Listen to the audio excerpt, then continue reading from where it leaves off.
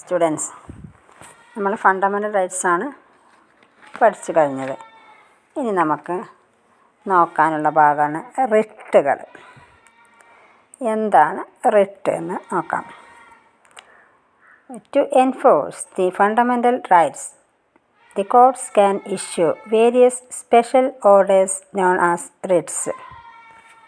They include habeas corpus, mandamus, prohibition, certiorari and quo warrant. മൗലികാവകാശങ്ങളെക്കുറിച്ച് നമ്മൾ പഠിച്ചു കഴിഞ്ഞു. മൗലികാവകാശങ്ങൾ ലംഘിക്കപ്പെട്ട സുപ്രീം കോടതിയെയും ഹൈക്കോടതിയെയും സമീപിക്കാമെന്നും പഠിച്ചു. ഇനി മൗലികാവകാശങ്ങൾ നടപ്പിലാക്കുന്നതിന് പ്രത്യേക ഉത്തരവുകൾ പുറപ്പെടുവിക്കാനും ഗവൺമെൻറ്റിന് നിർദ്ദേശങ്ങൾ നൽകാനും സുപ്രീം കോടതിക്കും ഹൈക്കോടതിക്കും അധികാരമുണ്ട്. ഇങ്ങനെ മൗലികാവകാശങ്ങൾ സംരക്ഷിക്കുന്നതിനായി കോടതികൾ പലതരത്തിലുള്ള പ്രത്യേക ഉത്തരവുകൾ പുറപ്പെടുവിക്കുന്നു. ഈ ഉത്തരവുകളെയാണ് റിട്ടുകൾ എന്ന് അറിയപ്പെടുന്നത്. അപ്പം മൗലികാവകാശങ്ങൾ സംരക്ഷിക്കുന്നതിന് വേണ്ടി കോടതി പുറപ്പെടുവിക്കുന്ന ഉത്തരവുകളെയാണ് റിട്ട് എന്ന് പറയുന്നത്. പ്രധാനമായിട്ടുള്ള റിട്ടുകളാണ് habeas corpus, mandamus, prohibition, quo warranto, certiorari എന്നിവ. ഇനി ഇവ ഓരോന്നും എന്താണെന്ന് നോക്കാം. Habeas corpus. Habeas corpus is a Latin word which means let us have the body. It is a writ against the illegal detention of citizens. Under this writ, the Supreme Court or the High Court can order the detaining authority to produce the arrested before the court. If the court finds that the person is detained illegally or without sufficient reasons, the court can order to release the arrested person. The writ of habeas corpus can be issued not only against government officials but also against private individuals and organizations if necessary. Habeas corpus. ശരീരം ഹാജരാക്കുക എന്ന Latin ശരീരം ഹാജരാക്കുക എന്നതാണ് habeas corpus എന്ന ലാറ്റിൻ പദത്തിൻ്റെ അർത്ഥം. പൗരന്മാരെ നിയമവിരുദ്ധമായി തടങ്കലിൽ വെക്കുന്നതിന് എതിരായ ഉത്തരവാണ് ഹേബിയസ് കോർപ്പസ്. അതായത് അറസ്റ്റ് ചെയ്യപ്പെടുകയോ തടഞ്ഞു വെക്കപ്പെടുകയോ ചെയ്ത വ്യക്തിയെ ഒരു നിശ്ചിത സമയപരിധിക്കുള്ളിൽ കോടതിക്ക് മുമ്പാകെ ഹാജരാക്കാൻ സുപ്രീം കോടതിയോ ഹൈക്കോടതിയോ പുറപ്പെടുവിക്കുന്ന ഉത്തരവാണ് ഇത്. മതിയായ കാരണങ്ങൾ കൂടാതെ നിയമവിരുദ്ധമായാണ് ഒരാളെ അറസ്റ്റ് ചെയ്തിരിക്കുന്നതെന്ന് കോടതിക്ക് ബോധ്യമായാൽ അയാളെ ഉടൻ സ്വതന്ത്രനാക്കാൻ കോടതി ഉത്തരവിടും. ഹേബിയസ് കോർപ്പസ് റിട്ട് ഭരണാധികാരികൾക്കെതിരായിട്ട് മാത്രമല്ല, സ്വകാര്യ വ്യക്തികൾക്കെതിരായും വേണ്ടിവന്നാൽ സംഘടനകൾക്കെതിരായും പ്രയോഗിക്കാവുന്നതാണ്. ഹേബിയസ് കോർപ്പസ് എന്ന് പറഞ്ഞാൽ അറസ്റ്റ് ചെയ്യപ്പെടുകയോ തടഞ്ഞു വെക്കപ്പെടുകയോ ചെയ്ത വ്യക്തിയെ ഒരു നിശ്ചിത സമയത്തിനുള്ളിൽ കോടതിക്ക് മുമ്പാകെ ഹാജരാക്കാൻ സുപ്രീം കോടതിയോ ഹൈക്കോടതിയോ പുറപ്പെടുവിക്കുന്ന ഉത്തരവാണ്. ഇനി രണ്ടാമത്തെ റിട്ടാണ് mandamus. Mandamus is a Latin word which means we command. This writ is issued by the court when it finds that a particular office holder is not doing legal duty and thereby is infringing on the right of an individual. Mandamus, ഞങ്ങൾ കൽപ്പിക്കുന്നു എന്നാണ് mandamus എന്ന ലാറ്റിൻ പദത്തിൻ്റെ meaning. ഒരു വ്യക്തി, അതായത് ഒരു ഗവൺമെൻറ് ഉദ്യോഗസ്ഥൻ, തൻ്റെ നിയമപരമായ കർത്തവ്യം നിറവേറ്റാതിരിക്കുകയും അത് മറ്റേതെങ്കിലും വ്യക്തിയുടെ അവകാശങ്ങൾ ഇല്ലായ്മ ചെയ്യുകയും ചെയ്യുമ്പോൾ കോടതി പുറപ്പെടുവിക്കുന്ന റിട്ടാണ് മാൻഡമസ്. അതായത് ഒരു ഉദ്യോഗസ്ഥൻ തൻ്റെ കർത്തവ്യം നിറവേറ്റുന്നില്ലെന്ന് ബോധ്യപ്പെട്ടാൽ, ഉദ്യോഗസ്ഥൻ എന്നാൽ ഗവൺമെൻറ് ഉദ്യോഗസ്ഥനായിരിക്കണം കേട്ടോ, അദ്ദേഹം തൻ്റെ കർത്തവ്യം നിറവേറ്റുന്നില്ലെന്ന് ബോധ്യപ്പെട്ടാൽ അവ കൃത്യമായി നിറവേറ്റാൻ ആ ഉദ്യോഗസ്ഥനോട് ആജ്ഞാപിച്ചുകൊണ്ട് കോടതി പുറപ്പെടുവിക്കുന്ന ഉത്തരവാണ് മാൻഡമസ്. ഇനി prohibition. This writ is issued by a high court or supreme court to a lower court when it finds that the lower court is going beyond its jurisdiction while considering a case. By this writ, the higher court orders the lower court to stop the proceeding of certain case. Prohibition commands inactivity as against mandamus, which commands activity. Prohibition. കീഴ്ക്കോടതികൾ അധികാരപരിധി ലംഘിക്കുകയോ സ്വാഭാവിക നീതിക്കെതിരെ പ്രവർത്തിക്കുകയോ ചെയ്യുന്നതിനെ തടഞ്ഞുകൊണ്ട് മേൽക്കോടതികൾ പുറപ്പെടുവിക്കുന്ന ഉത്തരവാണ് prohibition.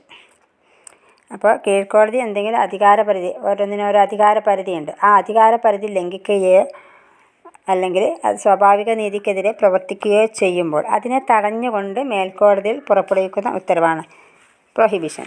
മേൽക്കോടതി എന്ന് പറയുമ്പോൾ supreme കോടതിയും ഹൈക്കോടതിയാണ് മേൽക്കോടതികൾ. അടുത്ത certiorari. Certiorari is a Latin word which means be more fully informed. Under this writ, the court orders a lower court or another authority to transfer a pending case before it to a higher court or authority. ഒരു കാര്യത്തെപ്പറ്റി അറിവ് കൊടുക്കുക എന്നാണ് certiorari എന്ന ലാറ്റിൻ പദത്തിൻ്റെ അർത്ഥം.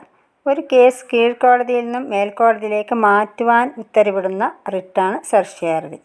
അതായത് കീഴ്ക്കോടതികൾ അധികാരപരിധി ലംഘിക്കുകയോ സ്വാഭാവിക നീതിക്കെതിരെ പ്രവർത്തിക്കുകയോ ചെയ്യുമ്പോൾ ആ കേസ് കീഴ്ക്കോടതിയിൽ നിന്നും മേൽക്കോടതിയിലേക്ക് മാറ്റിക്കൊണ്ട് ഉത്തരവിടുന്ന റിട്ടാണ് സെർഷ്യോററി. ഇനി അടുത്തത് quo warranto. Quo warranto is also Latin word which means by what authority.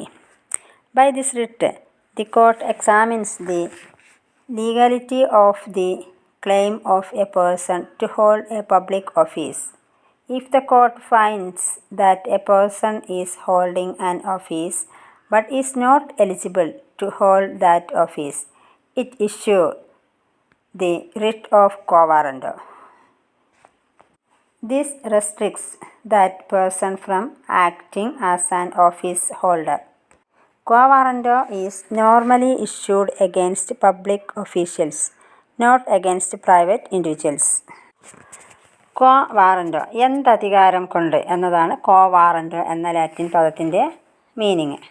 ഒരാളെ അയാൾക്ക് അർഹതയില്ലാത്ത ഉദ്യോഗം വഹിക്കുന്നതിൽ നിന്നും തടഞ്ഞുകൊണ്ട് ഹൈക്കോടതിയോ സുപ്രീം കോടതിയോ പുറപ്പെടുവിക്കുന്ന ഉത്തരവാണ് ക്വോ വാറൻറ്റോ. ഇത് പ്രകാരം അനർഹമായി ഉദ്യോഗത്തിൽ കയറിപ്പറ്റുകയും നിയമാനുസൃതമല്ലാത്ത അധികാരം കൈകാര്യം ചെയ്യുകയും ചെയ്യുന്ന ഉദ്യോഗസ്ഥനെ ആ സ്ഥാനത്തു നിന്ന് നീക്കം ചെയ്യാൻ കോടതിക്ക് കഴിയും. ക്വോ വാറൻറ്റോ റിട്ട് പൊതുസ്ഥാപനങ്ങൾക്കാണ് ബാധകം. അത് സ്വകാര്യ വ്യക്തികൾക്കെതിരെ പുറപ്പെടുവിക്കാൻ കഴിയില്ല. ഇത്രയാണ് റിട്ടുകൾ. ഇനി ജുഡീഷ്യറിയെ കൂടാതെ മറ്റു പല സംവിധാനങ്ങളും അവകാശങ്ങളെ സംരക്ഷിക്കുന്നതിനായി രൂപീകരിക്കുകയുണ്ടായിട്ടുണ്ട്. ന്യൂനപക്ഷ ദേശീയ commission, the national commission on minorities, the national commission on women, വനിതാ commission, the national commission on scheduled caste are some of them. ന്യൂനപക്ഷ ദേശീയ കമ്മീഷൻ, വനിതാ ദേശീയ കമ്മീഷൻ, പട്ടികജാതി ദേശീയ കമ്മീഷൻ ഇവയൊക്കെ അതിൽ പ്രധാനപ്പെട്ടവയാണ്. ഇനി നമുക്ക് ഹ്യൂമൻ റൈറ്റ്സ് കമ്മീഷനെ കുറിച്ച് നോക്കാം. നാഷണൽ ഹ്യൂമൻ റൈറ്റ്സ് കമ്മീഷൻ, ദേശീയ മനുഷ്യാവകാശ commission. Many independent organizations are now working as watchdogs against the violation of rights. People's Union for Civil Liberties (PUCL), People's Union for Democratic Rights (PUDR), etc. are some of them. മനുഷ്യാവകാശങ്ങൾ സംരക്ഷിക്കുന്നതിന് വേണ്ടി അനേകം സ്വതന്ത്ര സംഘടനകൾ പ്രവർത്തിച്ചു വരുന്നുണ്ട്. അതിൽ പ്രധാനപ്പെട്ടവയാണ് people's union for civil liberties (PUCL), people's union for democratic rights (PUDR) തുടങ്ങിയവ. The government also established an institution called the national human rights commission to safeguard the rights of the people. It was established in 1993 with Justice Ranganath Mishra as the first chairman. The commission consists of 5 members: a former Chief Justice of the Supreme Court, a former Judge of the Supreme Court, a former Chief Justice of a High Court, and 2 other members who have knowledge and practical experience in matters relating to human rights. ദേശീയ മനുഷ്യാവകാശ commission. മനുഷ്യാവകാശങ്ങൾ സംരക്ഷിക്കുന്നതിന് വേണ്ടി അനേകം സ്ഥാപനങ്ങളുണ്ടെന്ന് പറഞ്ഞു. അപ്പോൾ മനുഷ്യാവകാശങ്ങൾ സംരക്ഷിക്കുന്നതിന് വേണ്ടി രാജ്യം രൂപം നൽകിയ ഏറ്റവും പ്രധാനപ്പെട്ട സ്ഥാപനമാണ് ദേശീയ മനുഷ്യാവകാശ കമ്മീഷൻ. നേരത്തെ നമ്മൾ പറഞ്ഞ PUCL PUDR ഒക്കെ സ്വതന്ത്ര സ്ഥാപനങ്ങളാണ്. എന്നാൽ മനുഷ്യാവകാശ കമ്മീഷൻ ഗവൺമെൻറ് രൂപം നൽകിയതാണ്. അപ്പോൾ മനുഷ്യാവകാശങ്ങൾ സംരക്ഷിക്കുന്നതിന് വേണ്ടി രാജ്യം രൂപം നൽകിയ ഏറ്റവും പ്രധാനപ്പെട്ട സ്ഥാപനമാണ് ഹ്യൂമൻ റൈറ്റ്സ് കമ്മീഷൻ, ദേശീയ മനുഷ്യാവകാശ കമ്മീഷൻ. 1993 ഒക്ടോബർ 12 ഗവൺമെൻറ് ദേശീയ മനുഷ്യാവകാശ കമ്മീഷനെ നിയമിച്ചത്. മുൻ ഇന്ത്യൻ ചീഫ് ജസ്റ്റിസ് രംഗനാഥ മിശ്രയായിരുന്നു കമ്മീഷൻ്റെ ആദ്യത്തെ ചെയർമാൻ. ഇനി കമ്മീഷനിലെ അംഗങ്ങൾ ആരൊക്കെയാണെന്ന് നോക്കാം. സുപ്രീം കോടതിയിലെ ഒരു മുൻ ചീഫ് ജസ്റ്റിസ്, സുപ്രീം കോടതിയിലെ ഒരു മുൻ ജഡ്ജി, ഹൈക്കോടതിയിലെ ഒരു മുൻ ചീഫ് ജസ്റ്റിസ്, മനുഷ്യാവകാശങ്ങളെ സംബന്ധിച്ച വിഷയങ്ങളിൽ പരിജ്ഞാനവും പ്രായോഗിക പരിചയവുമുള്ള 2 അംഗങ്ങൾ, എങ്ങനെ 5 അംഗങ്ങളടങ്ങിയ ഒരു സമിതിയാണ് കമ്മീഷൻ, ദേശീയ മനുഷ്യാവകാശ കമ്മീഷൻ. അപ്പോൾ ദേശീയ മനുഷ്യാവകാശ കമ്മീഷനിൽ 5 അംഗങ്ങളാണ് അടങ്ങിയിട്ടുള്ളത്. ഇനി functions of human rights commission. The commission can make enquiry on A petition presented to it by a victim into complaints of violation of human rights. The Commission can also make inquiry at its own initiative. The Commission visits to jails to study the condition of inmates. The Commission undertakes and promotes research in the field of human rights. അപ്പോൾ കമ്മീഷൻ്റെ ചുമതലകൾ എന്തൊക്കെയാണെന്ന് നോക്കാം. മനുഷ്യാവകാശ ലംഘനത്തിന് ഇരയായ വ്യക്തി നൽകിയ പരാതിയുടെ അടിസ്ഥാനത്തിലോ അല്ലെങ്കിൽ സ്വന്തമായി മുൻകൈയെടുത്തോ അന്വേഷണം നടത്തുക. മറ്റൊന്നാണ് അന്തേവാസികളുടെ സ്ഥിതി നേരിട്ടറിയുന്നതിന് ജയിലുകൾ സന്ദർശിക്കുക. മറ്റൊന്നാണ് മനുഷ്യാവകാശങ്ങളെക്കുറിച്ച് ഗവേഷണങ്ങൾ നടത്തുകയും പ്രോത്സാഹിപ്പിക്കുകയും ചെയ്യുക. ഇത്രയാണ് കമ്മീഷൻ്റെ പ്രധാനപ്പെട്ട ചുമതലകൾ. ഇപ്പോൾ കമ്മീഷന് വർഷം തോറും ആയിരക്കണക്കിന് പരാതികൾ ലഭിച്ചുകൊണ്ടിരിക്കുന്നുണ്ട്. കസ്റ്റഡി മരണം, കസ്റ്റഡിയിൽ വെച്ചുള്ള ബലാത്സംഗം, ആളുകളെ കാണാതാകുക, പോലീസ് അതിക്രമങ്ങൾ, ഇങ്ങനെയുള്ള ഇത്രയുമായി ബന്ധപ്പെട്ട ഒരുപാട് പരാതികളാണ് ലഭിച്ചുകൊണ്ടിരിക്കുന്നത്. ഇനി കമ്മീഷന് തീർപ്പ് കൽപ്പിക്കാനുള്ള അധികാരമില്ല.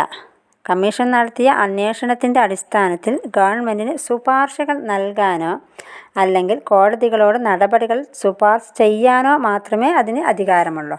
തീർപ്പ് കൽപ്പിക്കാനുള്ള അധികാരം കോടതിക്കാണ്.